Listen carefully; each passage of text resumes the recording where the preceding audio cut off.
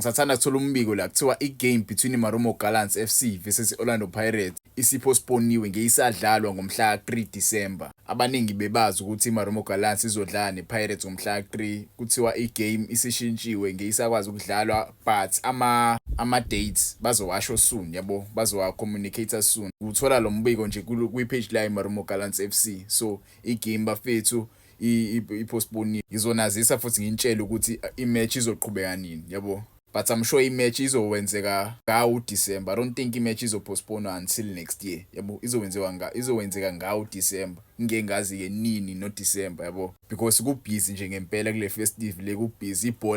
Ibhola lizolibuka kule festive lizobe liningi kakhulu. So lindelana okukhulu nje. I-match le, I think i-match yesibili or yesithathu i-Orlando Pirates epostponayo ukuthi abawasho ngama reasons why beyipostponile le game le yabo. Kube basitshelile ukuthi the reason why bepostponile ukuthi nokuthi because most fans bazothi i-Orlando Pirates ithola ama-favors ngoba sebedlala kwi-CAF yabo. Singesazi ke mhlawumbe i-Marumo Gallants isazosichazela abantu ukuthi why bepostponile, because ne-calendar mhlawumbe i-calendar angiboni ukuthi i-calendar liyi-issue, because uma ubheka i-Orlando Pirates iyodlala ngomhla 26 or 27 November iyodlala ne-CR Belouizdad, mase kuthi ngomhla 7 December sidlale ne-Al Ahly.